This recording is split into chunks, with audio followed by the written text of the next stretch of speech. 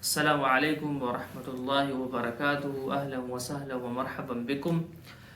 ہمارے عربی میڈیا کے عربی کے حوالے سے مختلف ویڈیو ہم ریکارڈ کرا رہے ہیں، لیکن آپ ذہن میں یہ بات رکھیں کہ صرف عربی سے ترجمہ یہ کافی نہیں ہے۔ اگر آپ چاہتے ہیں کہ میڈیا کی عربی کو سمجھیں تو اس کے لیے آپ کو مختلف کام کرنے ہوں گے۔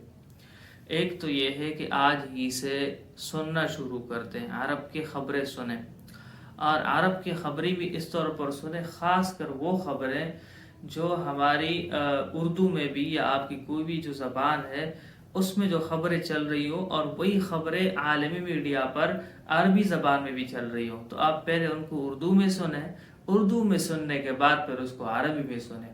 یا اس طرح بھی آپ کر سکتے ہیں کہ جو خبر اردو میں چھپی ہے اور وہ عالمی دنیا کی خبر ہے تو ظاہر ہے وہ عربی میں بھی چھپی ہوگی، جس طرح آج کل شام کے حالات ہیں، تو اس پر آپ کو ملکی ٹی وی چینلز پر بھی خبریں سننے کو ملتی ہیں اور الجزیرہ پر بھی خبریں سننے کو ملتی ہیں۔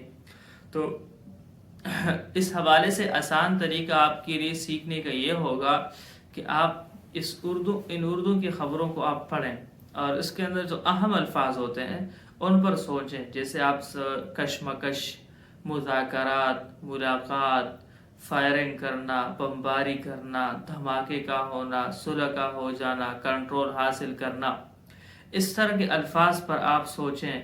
مہاجرین کا واپس آنا، یہ وہ الفاظ ہیں۔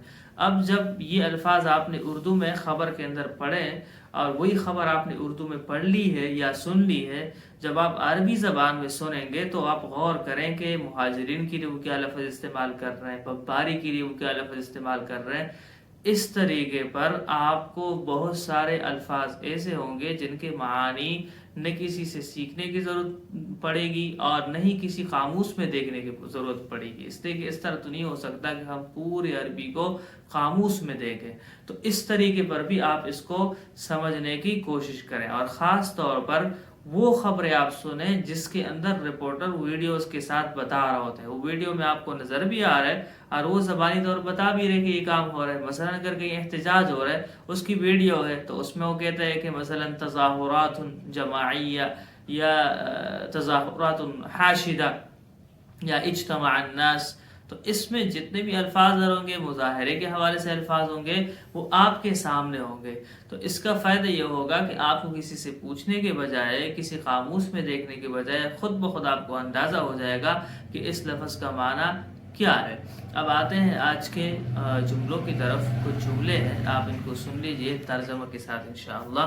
پہلا جملہ ہمارے پاس ہے تعقد الانتخابات المبکرة لأسباب سیاسیہ۔ تعقد الانتخابات المبکرة لأسباب سیاسیة۔ عقد یعقد، منعقد کرنا، عقد یعقد منعقد کرنا، الانتخابات، انتخابات کو کہتے ہیں مبکرۃ، بکر یبکر جلدی کرنا، بکر یبکر جلدی کرنا، تو الانتخابات المبکرہ قبل از وقت انتخابات۔ ایک تو انتخابات کا وقت ہوتا ہے، مثلا ہر 5 سال بعد یا ہر 3 سال بعد انتخابات ہوتے ہیں، لیکن بعض اوقات کسی ضرورت کی وجہ سے قبل از وقت بھی انتخابات ہو جاتے ہیں، تو ان کو کہا جاتا ہے الانتخابات المبکرہ، الانتخابات المبکرہ۔ تو اب اس کا ترجمہ ہوگا تعقد الانتخابات المبکرۃ لاسباب سیاسیۃ۔ قبل از وقت انتخابات سیاسی وجوہات کی بنا پر منعقد ہوتے ہیں۔ قبل از وقت انتخابات سیاسی وجوہات کی بنا پر منعقد ہوتے ہیں۔ آگے ہمارے پاس جملہ ہے یستخدم الاعلان الانتخابی لجذب الناخبین نحو مرشح معین۔ یستخدم الاعلان الانتخابی لجذب الناخبین نحو مرشح معین۔ تو مرشح کہا جاتا ہے امیدوار کو، مرشح امیدوار، اور الاعلان الانتخابی انتخابی اعلان۔ انتخابی اعلان کا مطلب یہ ہے کہ مختلف جو اشتہارات چلتے ہیں یا ہر جگہ پر بینر لگائے جاتے ہیں، اس کو انتخابی اعلان کہا جاتا ہے۔ الناخبین، ناخب ان کی جمع ہے، ووٹر کو کہتے ہیں ناخبین، ووٹرز۔ اور جذب یجذب کھینچنا، جذب یجذب کھینچنا، تو یہ مطلب ہوگا کہ اپنی طرف مائل کرنا. اب ترجمہ ہوگا اس کا یستخدم الاعلان الانتخابی لجذب الناخبین نحو مرشح معین.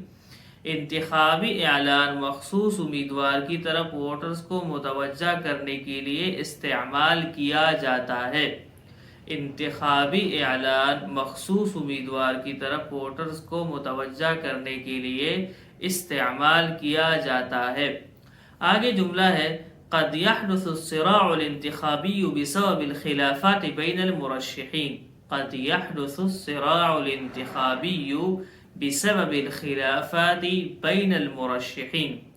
الصراع کہتے ہیں تنازع کو، جنگ جھگڑے کو کہا جاتا ہے. الصراع جھگڑا کرنا، تنازع کرنا، اور الصراع الانتخابی انتخابی تنازع، اور المرشحین مرشح کہتے امیدوار کو. حدث یحدث کا معنی ہے ہونا، پیدا ہونا. تو اب ترجمہ ہوگا قد یحدث الصراع الانتخابی بسبب الخلافات بین المرشحین. کبھی انتخابی تنازع امیدواروں کے درمیان اختلافات کی وجہ سے پیدا ہوتا ہے. کبھی انتخابی تنازع امیدواروں کے درمیان اختلافات کی وجہ سے پیدا ہوتا ہے. آگے جملہ ہے یساعد التحلیل الانتخابی فی فہم اتجاہات الناخبین.